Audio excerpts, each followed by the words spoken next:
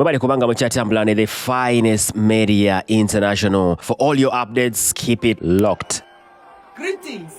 Today we celebrate the nomination of His Excellency Robert Kyagulanyi Ssentamu, aka Bobby Wine, Obini Musiguzi, as the flag bearer of our struggle, as the president of the National Unity Platform Party.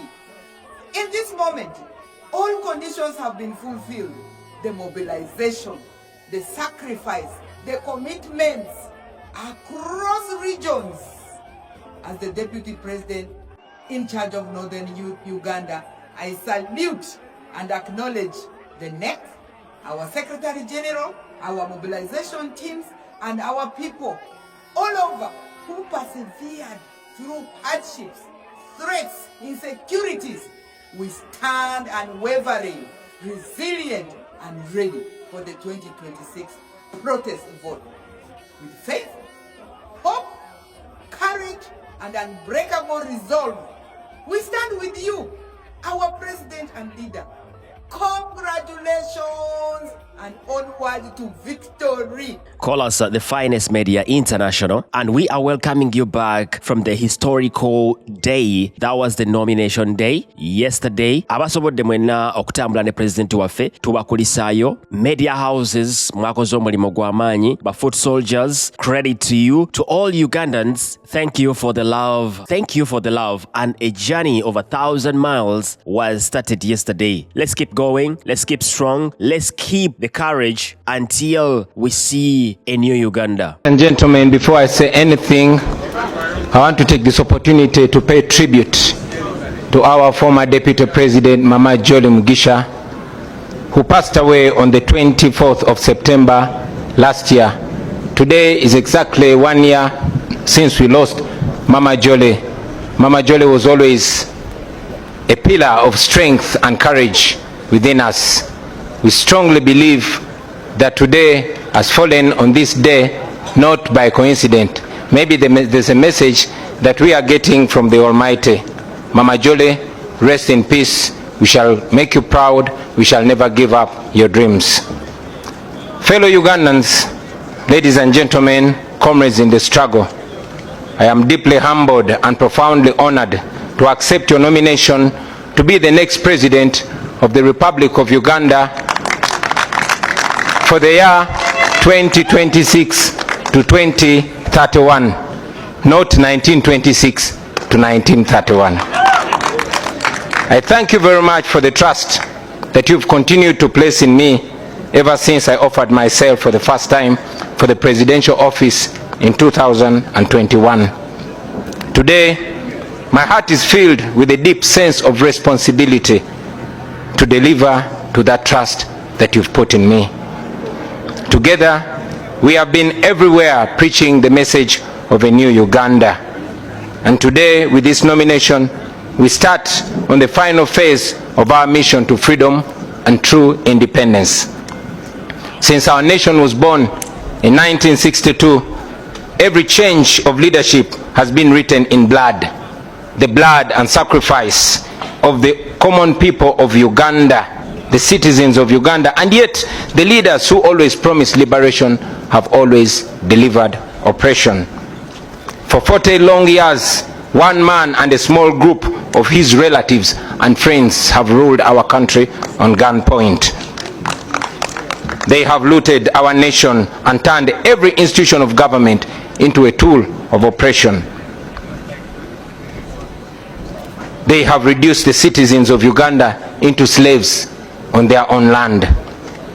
They have reduced all of us into beggars, and they've turned our poverty into a tool of control. And yet, our country is not poor. Our country is rich. President waffe nga tugamba nti abasajja bafuga eggwanga lino tebalina mukwano eri eggwanga lyaffe Uganda. I love the gesture nti abadde akyakommunicatinga n'abantu Uganda flag aneegwa wansi na bendinga down okugjayo flag eyo. That is a sign of respect eri nyaffe Uganda. President yayogedde ku bintu bingi nnyo, abasinga obungi twabifollowinze ebintu bino, naye nga waliwo key points zeyagenze ng'akoonako ng'Abannayuganda abakolera wabweru wa Uganda nti baweereza ssente nnyingi, naye gavumenti ya Museveni terina respect eri ssente ezo ba hustlers abakolera wabweru wa Uganda gyabawa oba acknowledging it. Bannaffe bafiiridde wabweru w'eggwanga nga n'emirambo gyabwe tebalina busobozi kugizza waka ne bagiziika with respect. Twakirabako mu COVID nti bannayuganda bagetinga stuck all over the world nenga gavumenti ya Museveni tesobola kuvaayo n'eyamba bannayuganda abali wabweru w'eggwanga. Our country cannot fall down. Our country will stand firm. Ladies and gentlemen, our country is fertile. Our people are hardworking and enterprising. We are rich in creativity. We are resourceful. We are energetic. We are young and we are promising. Our country is one of the richest countries on the planet in terms of natural resources. So, my brothers and sisters, our problem is not lack of wealth. Our problem is lack of leadership. Leadership that serves the people instead of terrorizing them and exploiting them. Leadership that seeks to uplift the citizens instead of enslaving them. Sisters and brothers, this is not the first time that we stand before you with the dream of a new Uganda. We first made our attempt 5 years ago in 2021. Hundreds of our brothers and sisters were tortured. Many of them were arrested and they are still in prison as we speak right now. Many were killed and many are missing to the present day. And yet we refuse to give up.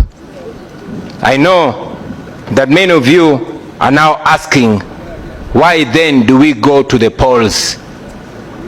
Why do we risk the tear gas, the bullets, the prisons, the torture chambers, the death, and all the mess that is awaiting us?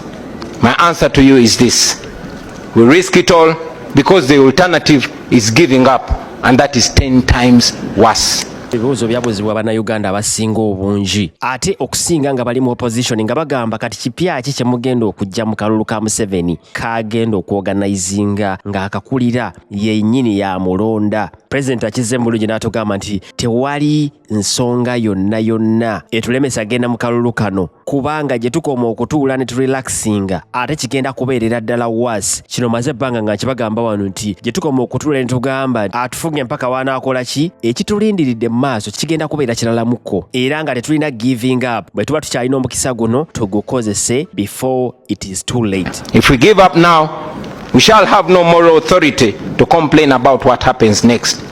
If we surrender now, that means that the fighting spirit of Rita Nabukenya, of Frank Senteza, of Yasin Kauma and many others has been defeated. It means that they died in vain. It means betrayal of the comrades who have spent years in prison, counting on us who still have our little freedom to continue fighting for their freedom.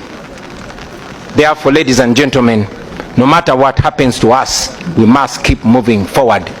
Even if somebody tells you that our chance to freedom is only 1%, let us take that chance and fight. We have always been telling you about the protest vote, and today, let me use this opportunity to break it down in more detail. We have voted before. We have won elections before, and we have been rigged before. But the election this time is no usual election, brothers and sisters. We are going into this election as a way of protesting against the injustice that has been occasioned to us for the last 40 years. We are protesting, and the protest begins now.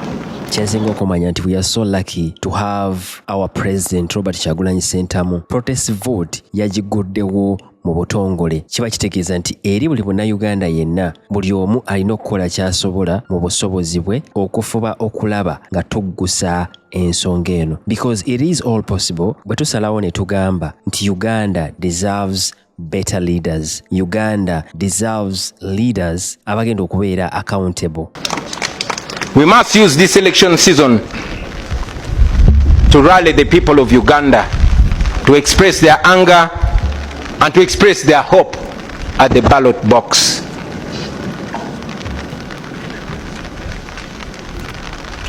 We are going to use this election to protest legally.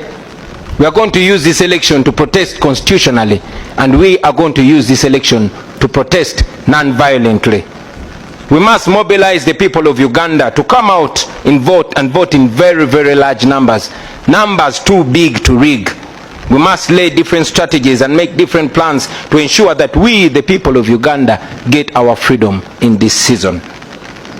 Now, to our brothers and sisters in the diaspora, you, brothers and sisters, the Ugandans in the diaspora, you send so much money. You send more than $2 billion back to Uganda every year. In real sense, you are the biggest investors in Uganda. We know that many of you even fear to come back home because you know what happens to those that return home. Many of you don't risk the brutality. We know that Ugandans like Sam Mugumya, who returned from a Congolese prison, was abducted weeks ago, and up to now he's missing. Nobody knows where Sam Mugumya is. We know Robert Kayingo Ruja, a lawyer who was recently abducted from the airport, kept incommunicado for a month before being forced back in exile without even stepping foot in his house.